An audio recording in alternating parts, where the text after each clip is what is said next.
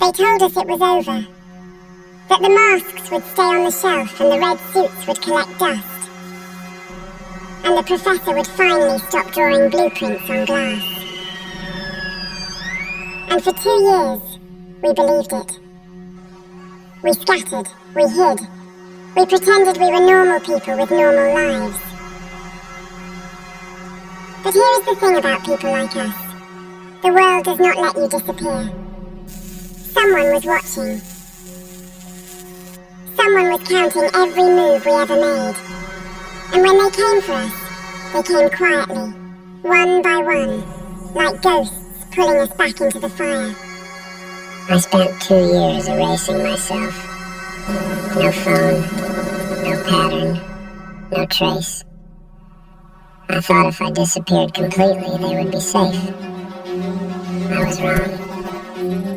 He found them before he found me. Because he knew the only way to reach me is through the people I would die for.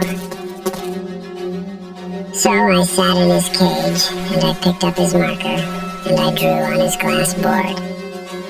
But what he did not understand, what he will never understand, is that I was not drawing his heist. I was drawing his defeat. Every line on that glass was a door he did not know existed. Every diagram was a key to a lock he forgot to check. He thought he captured the professor. 9 मई 2026 Spain के Seville city में Guadalquivir river के किनारे हजारों लोग खड़े हैं। सूरज धीरे धीरे सेट हो रहा है और फिर अचानक रिवर में एक बोट नजर आती है और उस बोट पर रेड जंप सूट्स और साल्वाडोर डाली मास्क पहने हुए डजन्स लोग। बेला चिया हवा में जोर जोर से बज रहा होता है। क्राउड पूरी तरह पागल हो जाता है और फिर नेटफ्लिक्स स्क्रीन पर सिर्फ 6 वर्ड्स ड्रॉप करता है जिन्होंने पूरा इंटरनेट हिला दिया। The revolution never ends. हाँ, तुमने सही सुना। मनी हाइस्ट ऑफिशियली वापस आ रहा है और आज मैं ब्रेक डाउन करूंगा एवरीथिंग जो अब तक हमें पता चुका है, सारे हिंट्स, सारे क्लूज और क्यों ये नेटफ्लिक्स का अब तक का सबसे बड़ा कमबैक हो सकता है। एंड तक जरूर देखना क्योंकि लास्ट डिटेल जो मैं शेयर करने वाला हूं उसने मुझे भी एक्चुअल चिल्स दे दिए थे। तो चलो शुरू करते हैं। ऑलराइट, अब सीन को प्रॉपर्ली सेट करते हैं क्योंकि ये अनाउंसमेंट सिर्फ एक ट्वीट या सिंपल प्रेस रिलीज नहीं थी। नेटफ्लिक्स ने इस रिवील को फुल प्रोफेसर स्टाइल में प्लान किया था। कैलकुलेटेड, ड्रामेटिक और मैक्सिमम इंपैक्ट क्रिएट करने के लिए परफेक्टली डिजाइन। 9 मई 2026 को नेटफ्लिक्स ने सिविल में एक मैसिव लाइव इवेंट ऑर्गेनाइज किया और ये कोई छोटी सी इंडस्ट्री गैदरिंग नहीं थी। ये पूरे फैंस के लिए एक बड़ा स्पेक्टिकल था। ग्वाडलक्विवर रिवर के किनारे हजारों रियल फैंस खड़े थे और शो के आइकॉनिक रेड जंपसूट्स पहने लोगों की परेड बोट्स पर सिटी के थ्रू गुजर रही थी, जबकि बेला चाओ पूरी रिवर में एको कर रहा था। ये किसी नॉर्मल पीआर स्टंट से ज्यादा एक सेलिब्रेशन लग रहा था। नेटफ्लिक्स की तरफ से हर उस फैन के लिए लव लेटर जिसका दिल सीजन 5 के एंडिंग पर टूट गया था।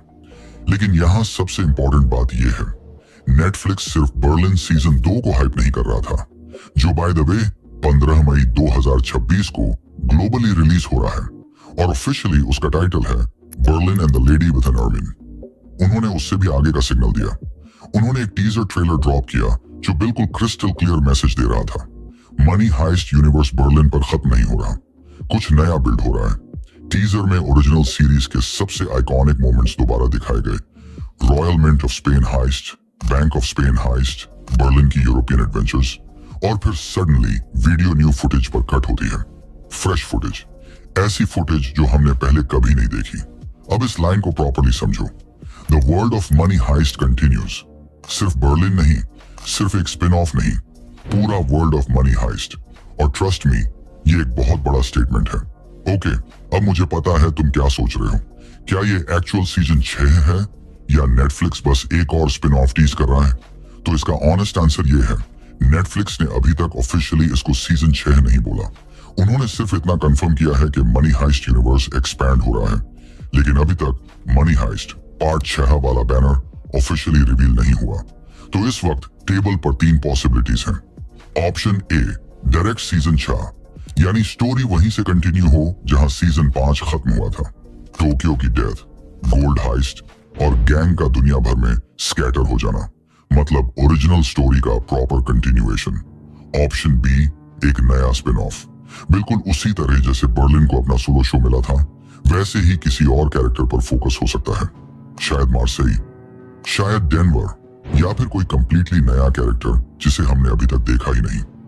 Option C, full universe expansion, और ऑनेस्टली ये सबसे इंटरेस्टिंग पॉसिबिलिटी लगती है। मार्वल सिनेमैटिक यूनिवर्स की तरह इमेजिन करो, मल्टीपल शोज, मल्टीपल टाइमलाइंस, लेकिन सब कनेक्टेड, और money heist, Korea, joint economic area की सक्सेस ऑलरेडी प्रूव कर चुकी है कि ये कॉन्सेप्ट ग्लोबली काम करता है।